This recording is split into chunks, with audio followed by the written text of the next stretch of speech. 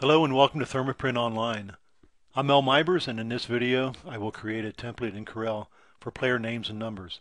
This will be a very basic but useful template when using the Thermacut sheets. Templates can be set for the 25 by 38 or 12.5 by 38 inch sheet. And today we will set up a template for the 12.5 inch Thermacut sheet. First we will set the page to the dimensions of the cuttable area of the Thermacut sheet. We do this by putting a value into the sheet size here. In this case, it's 11.5 by 37. Again, this represents the cuttable area in a Thermacut sheet. And if you wish to, you can put lines in there that will give some guidelines of where to place things, especially if you're doing stuff like left chest designs or what have you. And I can fill this sheet up with these lines here and then give me space on where to put the graphics in there. Again, I'll tell you how many up on a sheet, plus it'll give you the cost of it right away. It's a very easy way to edit the text and create these things. Now, if you want to make these lines permanent, what you do is right-click on here, and you go to Lock Object. And no matter what you do, you can't move that line. So it makes it a little bit more permanent into your template area. Since I'm not going to be using these today, I'm going to go ahead and unlock that and delete these lines. And we're ready to create a player name and number. I'm going to go to my text tool and make sure my caps are turned on, and I'm going to type in my name. And I hope I typed that in correctly, and we'll find out here.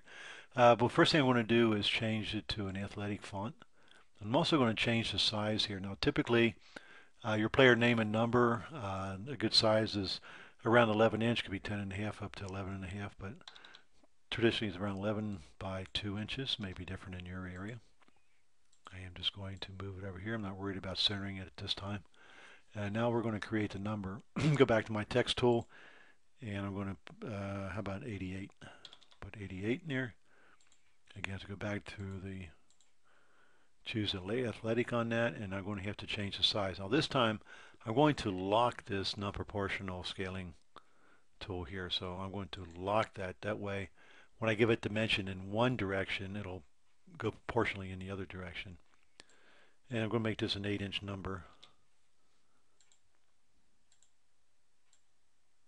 And again, I'm not worried about centering it this time here. Now, typically the distance between the number and the name is 1 inch. And there's different ways of doing this. What I prefer to do is just take the rectangle tool, and we're going to give it a value here of 1 inch on the vertical. Place it under my name. Use the zoom tool here to zoom in a little bit here and make sure I got it okay. Oops.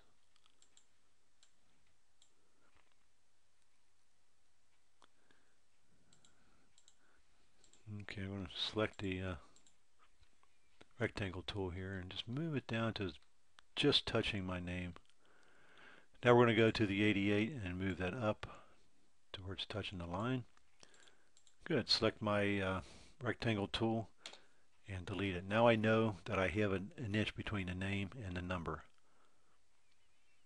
Let's go back and view the whole page. And looks like I got room for 3 names and numbers here. What I like to do is put into a template a name with just an average number of letters, and then one with a lot of letters, and then one with a fewer letters. And that way, when I bring in other player names in there, it'd be real easy to edit it. So I'm going to duplicate this, move it down. Control D again for another duplicate. Now I got my 3 player names and numbers, and I can go in here and edit them. The second Mibers here, why don't we change that to a name's a little bit longer. We'll go to our text tool, go to Edit Text. And we're going to change that to Hilsendegger.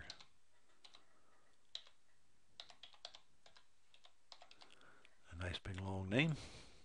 And you can see it's obviously on the over the boundaries of the sheet. So that's no problem here. I'm just going to back up to my size here. This time I'm going to unlock the scaling tool, because that way I can give it a dimension in 2 directions. So we're going to go 11 by 2. And that'll fit within the area here. I'm not going to move it yet. I can wait on that because I'm not worried about centering at this time. But the 8080, I want to change that. We're going to go up to text, edit, and let's make that a 1 or a single number here, number 7. And the third one here, let's change that to a smaller name. How about Jones? Okay, and then the 88, we'll make that,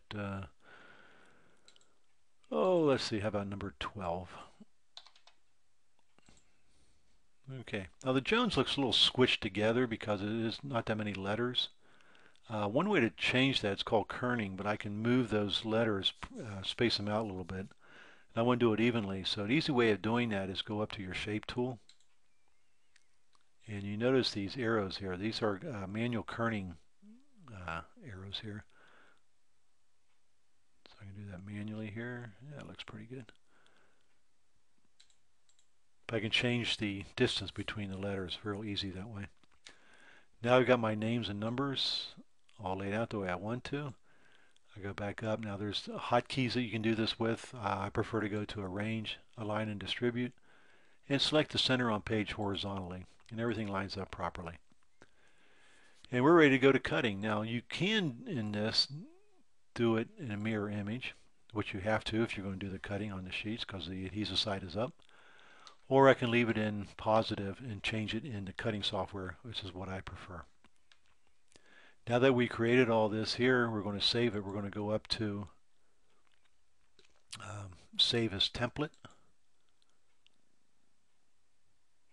And we're going to go to, in my documents here, I have a Corel template file here. And we'll call it video.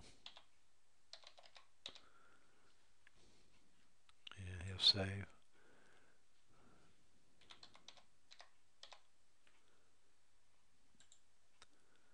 That way if I want to reopen it again, which I'll do now, I'll just go ahead and close this out. But if I want to reopen this, and so I've got an order here and I need to do some editing here and just bring it in, go to Open. We'll go to Corel Templates, click on Video, and say OK. And now we have our names and numbers. And I can go in here and start editing and change that to whatever I need to read it. You might only have one up on a sheet or two up on a sheet. If you have any left over, just save that. And then you can always plug it in for a new player, a different player, or whatever graphic you want to use for that.